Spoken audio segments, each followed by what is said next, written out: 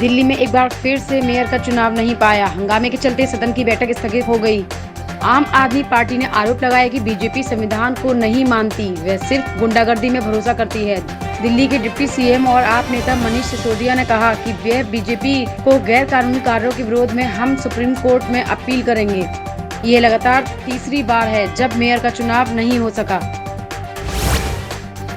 अमेरिकी research firm Hindenburg की report को लेकर संसद के दोनों सदनों में जमकर हुआ हंगामा। विपक्ष ने इस चर्चा कराने की मांग की। कांग्रेस नेता राहुल गांधी ने कहा, पीएम नरेंद्र मोदी पर पूरी कोशिश करेंगे कि संसद में अडानी मामले पर बहस न हो। कांग्रेस ने अडानी ग्रुप के वित्तीय लेन-देन को लेकर की जांच कराने की मांग लेकर एलआईसी और एसबीआई के दफ्तरों के सामने प्रदर्शन किया। पीएम नरेंद्र मोदी ने कर्नाटक के तुमकुरू में हिंदुस्तान एयरोनॉटिक्स लिमिटेड HAL की हेलीकॉप्टर फैक्ट्री का उद्घाटन किया। एक एशिया की सबसे बड़ी हेलीकॉप्टर फैक्ट्री है। यहाँ 20 साल में 1000 से अधिक हेलीकॉप्टर बनेंगे। इस मौके पर रक्षा मंत्री राजनाथ सिंह और राज्य के मुख्यमंत्री बसवराज बोम्मई भी मौजूद थे। सुप्रीम कोर्ट को 5 नए न्यायाधीश मिले। अब देश की सर्वोच्च अदालत में कुल न्यायाधीश की संख्या 32 हो गई है। सुप्रीम कोर्ट में अधिकतम 34 जज हो सकते हैं। 5 नए न्यायाधीशों को देश के चीफ जस्टिस डीवाई चंद्रचूड़ ने शपथ दिलाई। आरएसएस चीफ मोहन भागवत ने कहा कि जाति व्यवस्था पंडितों ने बनाई है। मोहन भागवत का ये बयान रणनीतिक कदम के तौर पर देखा जा रहा है। हालांकि उनके इस बयान के साथ ही साल 2015 में आरक्षण पर दिया गया बयान भी लोग याद कर रहे हैं।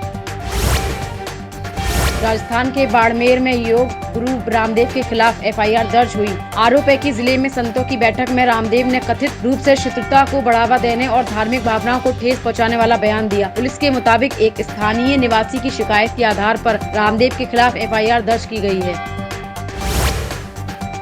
मिडिल ईस्ट के 4 देश तुर्की, सीरिया, लेबनान और इजराइल में भूकंप के भारी झटकों से जानमाल का भारी नुकसान। तुर्की में अब कम से कम 912 और सीरिया में 386 लोगों की मौत, हजारों लोग घायल, सैकड़ों इमारतें ध्वस्त। लेबनान और इजराइल में भी झटके महसूस किए गए हैं, लेकिन यहाँ नुकसान की खबर नहीं है।